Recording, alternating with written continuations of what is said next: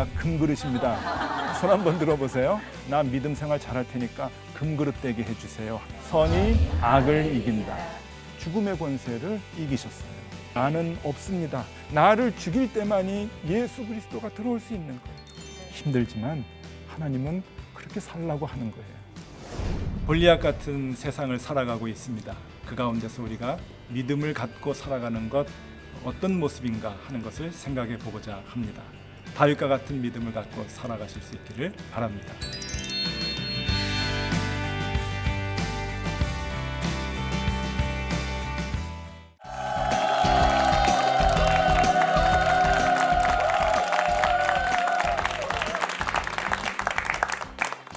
자, 여러분 잘 지내셨어요? 네. 뵙고 싶었습니다. 네. 어떻게 이 강의가 조금 도움이 되시나 모르겠어요. 네.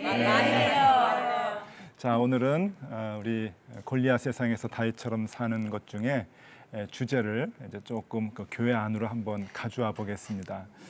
우리가 신앙생활하면서 또 제일 많이 익숙하게 하는 그 신앙적 행위가 예배입니다. 그런데 이 예배를 생각을 하면서 과연 우리가 정말 다윗과 같은 그 믿음의 예배를 드리고 있는가 하는 것을 생각해 보고 싶은 거예요. 이미 우리 교회 안에도 세상적인 가치관들이 많이 들어와서 이 골리앗을 추구하는 마음들이 너무나 많이 있습니다. 그래서 우리 안에도 정직하게 생각하면 그런 마음들이 있거든요. 그래서 예배를 드릴 때 골리앗처럼 되고 싶어 하고 골리앗을 사모하고 골리앗을 추구하려고 하는 그 마음이 있고 그 마음으로 하나님께 예배드리는 우리의 그 마음속 깊은 그 믿음들이 있단 말이에요. 그래서 오늘은 정말 다윗과 같은 믿음을 갖고 드리는 그러한 그 예배가 무엇인가, 즉 하나님이 원하시는 바른 예배가 무엇인가 하는 것을 생각해 보도록 하겠습니다.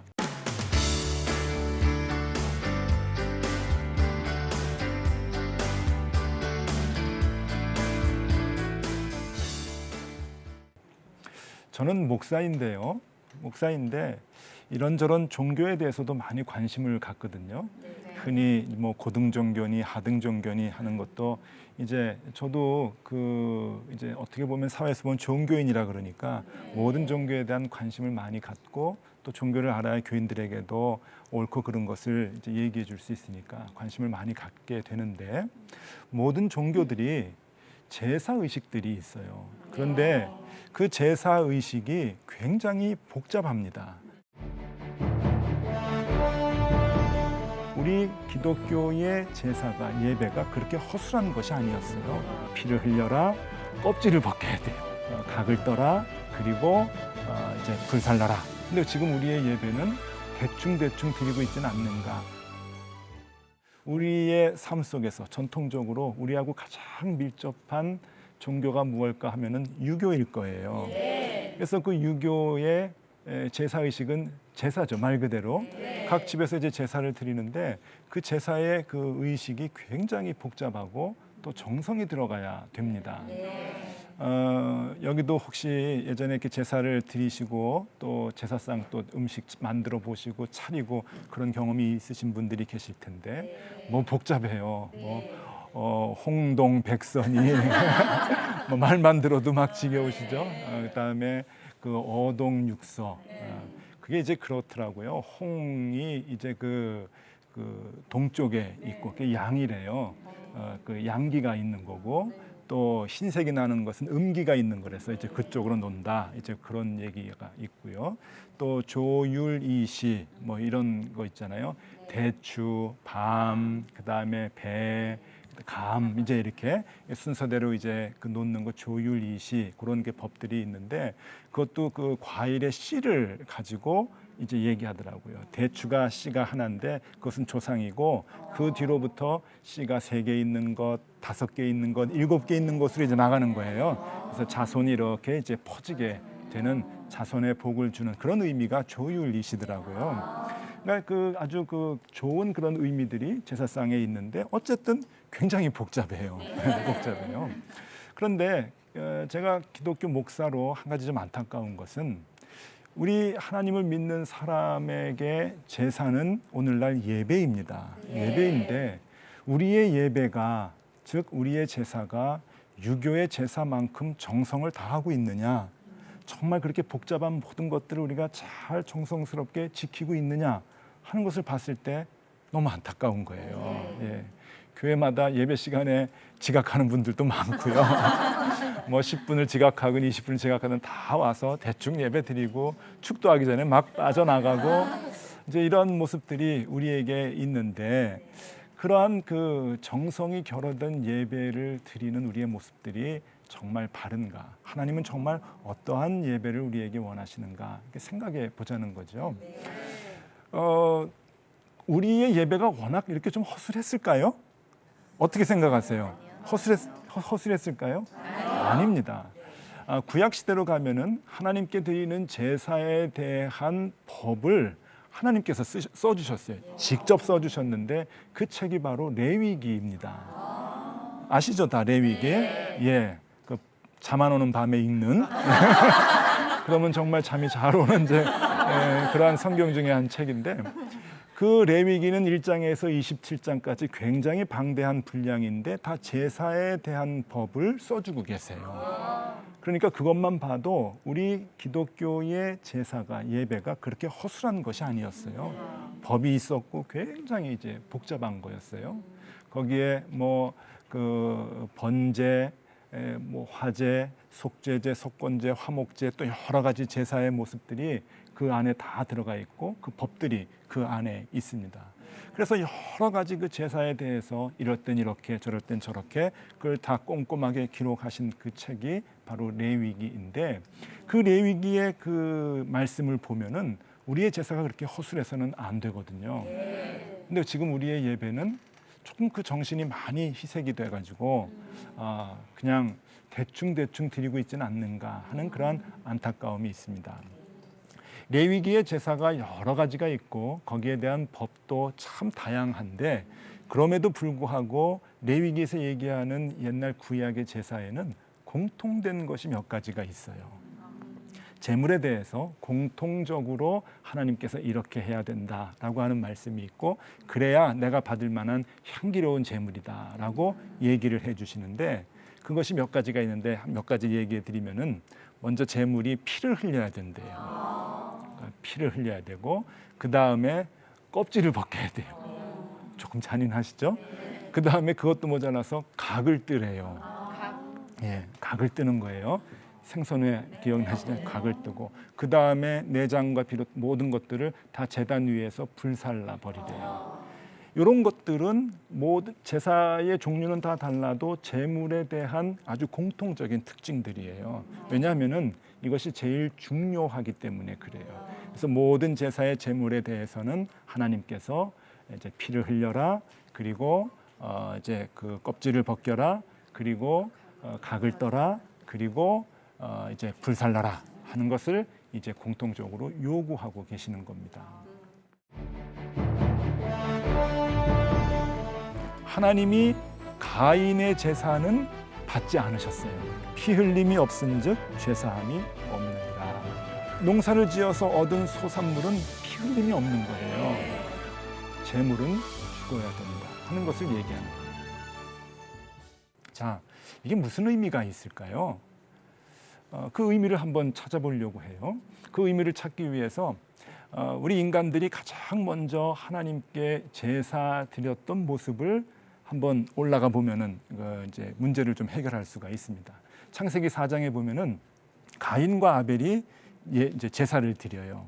그 4장에 나오거든요. 그런데 하나님이 가인의 제사는 받지 않으셨어요. 그리고 동생 아벨의 제사를 받으셨어요. 이것 때문에 이제 문제가 심각하게 돼가지고 가인이 아벨을 돌로 쳐 죽이는 사건이 생겨나게 되는데, 그 원인이 바로 제사였단 말이에요. 예, 우리 예배는 참 중요합니다. 예. 자, 그런데 하나님이 왜 가인의 제사는 받지 아니하고 아벨의 제사를 받았을까? 왜 그랬을까요? 가인은 뭘 드렸죠? 자기가 농사지은 소산의 첫 열매를 하나님께 드렸어요. 아벨은 양의 첫 새끼와 그 기름을 드렸다고 성경에 나와요. 근데 하나님이 아벨의 제사를 받으셨단 말이에요. 하나님이 육식을 좋아하시는가요? 채소는 안 좋아해. 그러셨을까요? 아니, 그건 아닌 것 같아요. 그죠? 자, 히브리서에 보면은 이런 성경 구절이 있어요. 히브리서 11장 4절에 믿음으로 아벨은 더 나은 제사를 하나님께 드림으로 의로운 자라 하시는 증거를 얻었으니, 이렇게 나와요. 그러니까 이 말씀을 보면은 아벨은 믿음으로 제사를 드렸구나 하는 마음이 생기는 거예요. 그래서 지금도 많은 사람들은 왜 하나님이 아벨의 제사를 받고 가인의 제사를 받지 않았는가? 그것은 믿음 차이다라고 얘기들을 많이 합니다. 아벨은 믿음으로 드렸고 가인은 믿음으로 드리지 않았다. 그렇게 얘기하는 건데 그거는 조금 섣부른 판단이에요. 여러분 생각해 보세요. 양 중에서 첫 새끼를 이제 하나님께 드렸어요. 그것이 믿음이 될 수는 있겠죠. 그러면 형 가인을 한번 생각해 보세요. 1년 내내 농사를 지었어요. 그리고 농사의 소산물을 하나님께 드렸어요. 이건 믿음이 아닌가요? 믿음일 수 있잖아요. 무엇이 더 정성스러운 제물이 될까라고 생각해 보면 제 생각에는 가인 쪽이라고 생각이 들어요. 왜냐하면 농사는 그냥 나오는 게 아니잖아요. 자, 그런데 그럼에도 불구하고 왜 아벨의 제사를 하나님이 받으셨는가 하는 것은 그 히브리서 11장 4절 뒷부분에 나오는 말씀 가운데 열쇠가 있습니다. 우리는 자꾸만 믿음으로 아벨은, 그러니까 아벨이 믿음이 있었다고 생각을 하고 그래서 하나님이 아벨의 제사를 받았다고 생각을 하는데 그 뒷부분에 이런 말씀이 있어요. 하나님이 그 예물에 대하여 증언하심이라. 그래요. 예물. 하나님은 예물에 관심이 있으셨다는 거예요. 믿음이냐 아니냐 그것이 아니라 무엇을 바쳤느냐 하는 것 때문에 하나님이 아벨의 제사를 받으셨다는 거예요. 성경은 성경이 해석을 해준다고 히브리서 9장 22절에 보면은 거기를 그 말씀을 해석하는 답이 나와요. 율법에 따라 거의 모든 물건이 피로써 정결하게 되나니 피 흘림이 없은즉 죄사함이 없느니라. 피를 흘렸어야 된다는 거예요. 그러니까 이 그 채소는 농사를 지어서 얻은 소산물은 피 흘림이 없는 거예요. 믿음이 없어서가 아니라 하나님은 피 흘림이 있어야 내가 흡족하게 받는 제물이 되는데 피 흘리는 건 양이었다. 그래서 받으신 거라는 거예요. 그 제물이 답인 거예요. 자, 피를 흘렸다라고 하는 것은 무엇인가? 나중에 예수 그리스도의 구원의 은총을 상징하기도 하지만 피를 흘린 것은 죽음을 얘기하는 거잖아요. 예수님도 그렇게 죽으셨잖아요. 그래서 피 흘리는 것은 굉장히 중요해요. 즉 무엇을 얘기하는가 하면은 재물은 죽어야 된다 하는 것을 얘기하는 거예요. 그런데 하나님은 한 번 죽이는 것도 성이 안 차시는지 자, 피 흘렸어요. 죽었는데 그 다음에 가죽을 벗기래요. 그죠? 또 죽이려는 거예요. 근데 그것도 성이 안 차셔서 그 다음에 각을 뜨래요. 이거 웬일입니까? 그 다음에 하나님은 또 태우래요. 이야, 확인 사살을 이렇게 하시네. 자, 왜 그럴까요? 하나님 잔인해서 그럴까요? 아닙니다. 하나님이 잔인해서 그러신 것이 아니라 그 시청각 교육을 통해서 오늘 우리에게 교훈을 주시는 거예요. 저 어렸을 때 요즘은 이제 닭고기 먹고 싶으면은 이제 시장에 가서 닭 잡은 거 하나 이렇게 삽니다. 잘 포장이 돼서 팔죠. 제가 어렸을 때는 집에서 잡았어요. 저 기억이 나요. 이제 그 어머니가 시장 가서 닭 한 마리 사면은 살아있는 닭을 다리를 묶어가지고 이렇게 새끼줄을 묶어서 주면은 이렇게 집어가지고 이렇게 와서 집에서 이제 잡아가지고 요리를 했어요. 저희 집도 어렸을 때 마당이 있었는데 어머니가 닭 잡을 때는 그 솥에다가 이제 물을 이제 불을 끓여서 이제 물을 끓여요. 혹시 그런 거 경험 있으세요? 예. 없는데 괜히 있으시다 그러는 건 아니고요. 제가 한동안 닭고기를 못 먹었잖아요. 그때 어려서 충격을 받아가지고 자, 닭을 잡았어요. 죽여가지고 이제 목을 쳤죠. 그리고서는 뜨거운 물에 이제 이렇게 털을 뽑아요. 그래서 털을 이렇게 뽑는데 털을 뽑았거든요. 그래서 뜨거운 물에 또 넣었는데 이게 퍼덕 튀어나온 거예요. 그래서 저희 집 마당 그냥 막 돌아다니는 거예요. 그런 경우 있습니다. 너무 놀래가지고 그 생명력이 굉장히 길더라고요. 자, 피를 다 흘렸잖아요. 가죽을 벗겼잖아요. 살아 있어요. 하나님은 아마 그걸 아신 것 같아요. 지난주에도 말씀드렸듯이 제가 일본에서 목회한 기간이 있었는데 일본에는 그 횟집이 많습니다. 생선을 좋아하죠. 사시미라 그래요. 그래서 그 횟집에 가면은 요리사들이 잘 그 이제 회를 떠가지고 이렇게 주는데 머리하고 꼬리하고 뼈가 이렇게 있는 것을 같이 담아요. 그래서 이제 같이 접시에 나오는데 그 처음 보는 사람들은 아유 이거 뭐 그 잘 이렇게 먹기 좀 힘들어하죠. 그런데 제가 놀란 것은 그 생선회를 잘 뜨는 요리사일수록 신경을 건드리지 않는다 그래요. 그래서 끝까지 그 생선회를 먹을 때까지 그 머리하고 꼬리하고 그 뼈가 움직여요. 어우 섬찟해요. 각을 떴는데도 계속 움직이는 거예요. 각을 떠도 죽지 않는다 하는 것을 보여주는 거예요. 그래서 한 번 더 불태우는 거예요. 불태워요. 자, 하나님께서 우리에게 요구하시는 제사가 무엇인가? 하나님이 기뻐하시는 제물이 무엇인가? 죽이라는 거예요. 너희의 몸을 하나님이 기뻐하시는 거룩한 산 제사로 드리라. 우리 안에 들어와 있는 그 예수 그리스도, 그 예수 그리스도가 있기 위해서는 우리가 없어져야 되는 거예요. 그래서 하나님 앞에서 나를 죽이는 것이 그게 예배입니다. 그건 구약의 이야기니까 오늘날에 필요 없죠? 필요 없나요? 아니에요. 예, 구약의 그 정신은 신약 시대를 살아가는 오늘날 우리에게도 그대로 내려져 옵니다. 그 제사의 정신이 바뀌어서는 안 돼요. 그도 그럴 것이 하나님은 로마서 12장 1절에서 이렇게 분명히 얘기하십니다. 그러므로 형제들아 내가 하나님의 모든 자비하심으로 너희를 권하노니 너희의 몸을 하나님이 기뻐하시는 거룩한 산 제사로 드리라. 이는 너희의 드릴 영적 예배니라. 우리가 드릴 영적 예배라는 거예요. 그래서 우리를 산 제물로 드리라는 거예요. 우리가 옛날 구약 시대처럼 그렇게 제사를 드리진 않지만 예배를 드릴 때마다 그 정신은 갖고 있으라고 하는 얘기고 그 제물이 우리라는 거예요. 다른 것이 아니라 바로 우리가 제물이 돼야 되는 거예요. 우리는 예배에 갈 때 헌금을 가져가서 예물을 드립니다. 이게 제물입니다라고 얘기하지만 하나님은 그것을 제물로 받기를 원하지 아니하시고 우리의 몸 자체를, 우리의 삶 자체를 제물로 여기시는 거예요. 그러기 위해서 하나님이 기뻐하시는 예배가 되기 위해서 하나님이 요구하시는 것 하나는 우리를 완전히 죽이는 거예요. 죽이는 거예요. 자꾸 불쑥불쑥 살아나잖아요.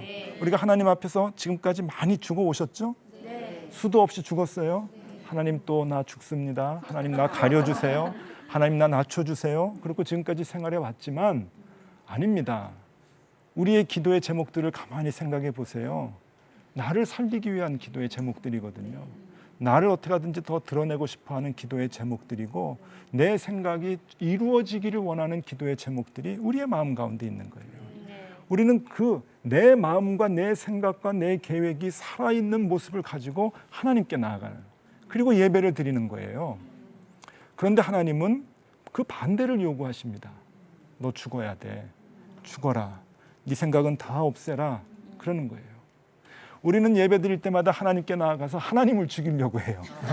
그죠? 하나님 내 뜻대로 이루어 주세요 하는 것은 하나님의 뜻을 무시하고 하나님을 죽이려고 하는 거거든요. 근데 하나님은 아니야, 네가 죽어야 돼. 그렇게 얘기하시는 거예요. 그래서 하나님 앞에서 나를 죽이는 것이 그게 예배입니다. 그게 예배예요. 일본에서 목회할 때는요. 역시 이제 장례식을 많이 치릅니다. 한국하고 조금 일본의 장례 문화가 다른데 일본은 100% 화장을 해요. 화장을 하면 그 화장하는 곳에 가서 이제 그 관체, 그 화로에다가 이제 이렇게 넣습니다. 우리나라는 이제 화장장에 가면은 이제 넣고서는 다 거기서 처리해주고 이제 유골함을 이제 유족들에게 주면 그걸 받아가지고 오는데 일본은 조금 달라요. 처음에 가서는 좀 무척 놀랐는데 화로에 이제 유족들이 다 들어가게 해요. 그래서 다 타고 난 그 유골을 빼면은 유족들이 그 젓가락이 있어요. 그 젓가락을 갖고 흰장갑을 끼고 젓가락을 갖고 유골함에 그 유골을 유족들이 직접 넣게 해요. 일본 사람들은 오래전부터 전통이 돼서 별 어려움이 없지만 한국 분들이 거기서 살다가 이제 그 장례를 치를 때 그러한 걸 하라 그러면은 굉장히 힘들어합니다. 그러니까 저는 장례 치를 때 늘 그걸 했어요. 목사님들도 같이 하라 해가지고 늘 이렇게 젓가락을 갖고 유골함에다가 이제 그 유골을 이제 화장을 한 유골을 이제 담았는데 불에 태워서 죽인다라고 하는 것에 대한 그 의미가 그대로 들어오는 거예요. 야, 이거는 대답할 수가 없고 아무런 표현이 없고 아무런 자기 의지를 얘기할 수도 없고 그냥 하나도 남지 않는 것을 의미하는데 그것이 하나님 앞에서 자기를 태워 죽이는 것을 의미하는 거예요. 우리는 자꾸만 불쑥불쑥 우리의 의지와 우리의 생각들이 다시금 되살아납니다. 그러나 하나님께서 원하시는 올바른 예배, 하나님이 정말 기뻐하시는 예배는 예배 때마다 우리를 죽이는 거예요. 우리를 감추는 거예요. 우리를 낮추는 거예요. 나는 없습니다 라고 하나님 앞에 납작 엎드리고 내 소리를 내지 않는 것, 그럴 때 하나님이 우리를 기쁘시게 받아주신다고 하는 거예요. 왜 나를 죽여야 하는가 하면은 나를 죽여야지만이 그 안에 예수 그리스도의 십자가가 들어갈 수 있는 거죠.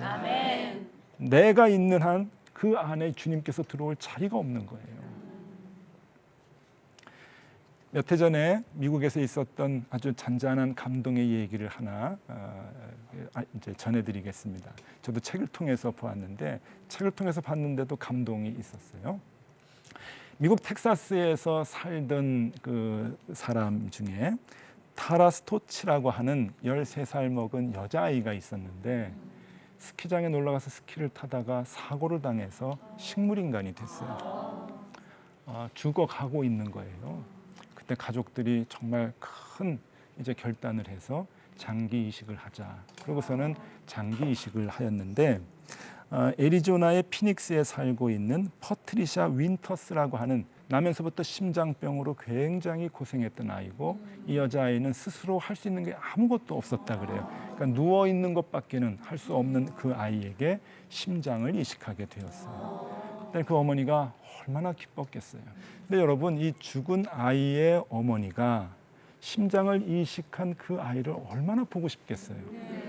이제 몇 개월이 지나고 난 다음에 이제 그 방문을 하게 되었는데 여러분, 그게 얼마나 그 감동적인 순간이겠어요. 끌어안고 막 울고 자기 아이의 심장을 갖고 있는데, 그렇죠? 상자를 하나 준비해서 선물을 준비해서 그 어머니에게 준 거예요. 선물이라고 열어보라고. 그런데 그 선물이 미국 사람들에게 감동을 준 거예요. 뚜껑을 열어보니까 청진기가 있어요. 무슨 의미인지 아시죠? 최고의 선물을 준 거예요. 청진기를 주고 당신 딸의 심장 소리를 들어보십시오. 그래서 심장 이렇게 청진기를 갖고 가슴에 대고 딸의 심장을 듣는 거예요. 두근두근 하는 거예요. 얼마나 기쁘겠어요, 그 어머니가. 최고의 선물을 갖고. 그래서 그 선물이 미국에 잔잔하게 그 이야기가 퍼져나가지고 많은 사람들에게 감동을 줬어요. 저는 그걸 보면서 읽으면서 이런 생각이 들어요. 예배의 시간이 무엇인가? 하나님이 청진기를 갖고 우리의 가슴에 대시는 시간이에요. 우리 안에 예수 그리스도의 심장이 있어야 되잖아요. 우리 안에 예수 그리스도의 심장이 있는지 없는지 하나님이 그것을 확인하는 시간이 예배의 시간이란 말이에요. 우리 안에 들어와 있는 그 예수 그리스도, 그 예수 그리스도가 있기 위해서는 우리가 없어져야 되는 거예요.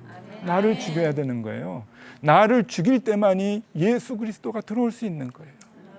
그 예수 그리스도가 들어와서 내 심장에서 이렇게 심장이 박동이 되고 내 안에서 생명력이 있을 때 하나님이 기뻐하시는 거예요. 너를 위해서 내 아들 희생이 됐는데 네 마음 가운데 내 아들이 있구나. 그 피가 흐르는구나. 예수의 피가 흐르는구나. 청진기를 대면서 하나님이 얼마나 기뻐하시겠어요. 자, 오늘 우리가 예배에 대해서 우리가 생각을 해봤습니다. 골리앗 같은 세상이에요. 그래서 교회에 와서도 하나님 이거 해주세요, 저거 해주세요. 하나님 이거 승부 보게 해주세요. 이 예배 나 그래서 왔습니다. 그렇게 우리는 나를 죽이지 못하고 예배에 참여합니다. 그러고서는 하나님을 자꾸 죽이려고 해요. 하나님 돌아가세요. 내 생각대로 해주세요. 근데 예배는 그것이 아니에요. 바른 믿음을 갖고 다윗처럼 살아가는 사람들의 예배는 나를 죽이는 거예요.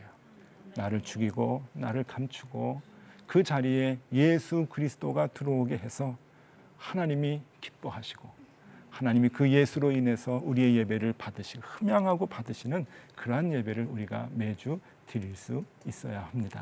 아멘. 자, 여러분들의 예배가 매주 살아있기를 바라고요. 여러분들이 산제사가 되시기를 바라고 그래서 하나님이 기뻐하시는 신앙생활을 우리 주님 만나는 그날까지 계속 해나가실 수 있기를 간절히 바랍니다. 아멘. 자, 오늘 강좌 여기에서 마치겠습니다. 감사합니다.